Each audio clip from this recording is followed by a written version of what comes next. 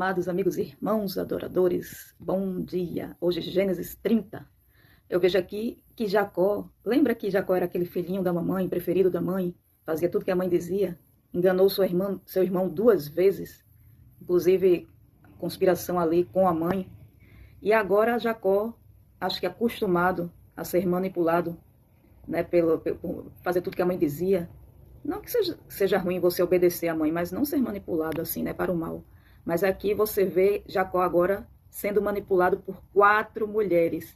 E agora, Jacó fez isso com seu irmão. Ele manipulou seu irmão por 2 vezes, sem necessidade, porque Deus já havia determinado que ele seria maior do que seu irmão dentro da casa do seu pai, ou seja, ele seria como se fosse o primogênito.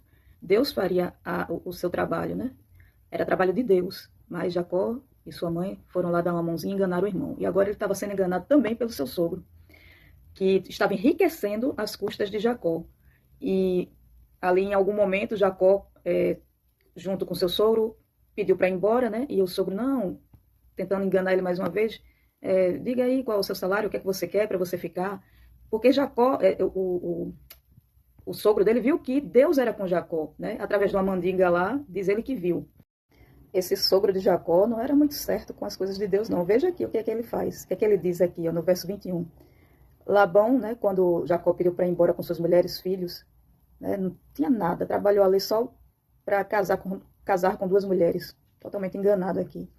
Labão, no verso 27, diz assim, ó, se puderes me fazer este favor, peço que fique comigo. Descobri por meio de adivinhações que o Senhor, Deus, me abençoou por causa de você. Então, assim, não são as adivinhações. Ele descobriu porque ele via realmente que estava enriquecendo às custas de Jacó. A mão de Deus era a favor de Jacó, mas quem estava enriquecendo era Labão, porque Jacó trabalhava para ele. E aí ele não queria perder a bênção e pediu para Jacó ficar. E disse, estabeleça seu salário que eu lhe pagarei. Jacó, influenciado por Deus, porque essa não era só astúcia, e ele diz que isso aqui eu estou fazendo um resumo, é preciso que você leia todo o capítulo 30 na sua Bíblia. E ele diz que todas as ovelhas e bodes malhados, listrados com alguma mancha, seriam dele, e os outros, os branquinhos, seriam de Labão.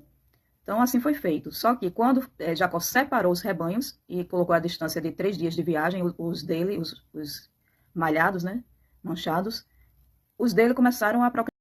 O rebanho de Jacó, ali distante do rebanho de Labão, começou a procriar muito. Mas Jacó também usou de uma mandinga ali, pegou uns galhos verdes e descascou e botou à frente das ovelhas, e ele achava que as ovelhas concebiam por conta dessa mandinga, né? E convivendo tanto tempo ali com Labão, que tinha seus ídolos, e sei lá, não era muito certo com Deus, acabou fazendo essas besteiras também. E ele começou a achar que era por conta disso que os seus bichinhos procriavam, mas não era a mão de Deus que estava com ele. Porém, lembra que quando ele teve um sonho lá e botou a cabeça no travesseiro de pedra, né, fez uma pedra de travesseiro, ele disse que se ele prosperasse no seu caminho, ele serviria a Deus. Jacó fez aquele voto de servir a Deus se ele fosse próspero, e ele achou que poderia manipular a vontade de Deus. Porém, Deus enriqueceu Jacó, mas para o seu propósito. Então, Jacó estava dentro do propósito de Deus, que o usava apesar de seus defeitos. Aqui, finalizando o capítulo 30, no verso 43, diz assim, e o homem se tornou mais e mais rico, teve muitos rebanhos, servos, servas, camelos e jumentas. Então, Deus fez Jacó prosperar. Não foi nenhuma mandinga, não foi nenhum galho, nada disso. Que nós possamos entender que nós é que precisamos nos alinhar com Deus. Não é Deus que se amolda às nossas vontades, mas Ele nos vê com carinho e importância. Oremos, irmãos. Senhor nosso Deus, nós te louvamos e engrandecemos. Te agradecemos pelas bênçãos, mas que nós não venhamos a te servir por conta das bênçãos. Venhamos te servir por amor, e que através de nós, muitas outras pessoas possam ser abençoadas, que a tua graça alcance outras pessoas através de nossa vida. Amém. Nós nos veremos amanhã com mais um capítulo, o 31 de Gênesis. Deus nos abençoe.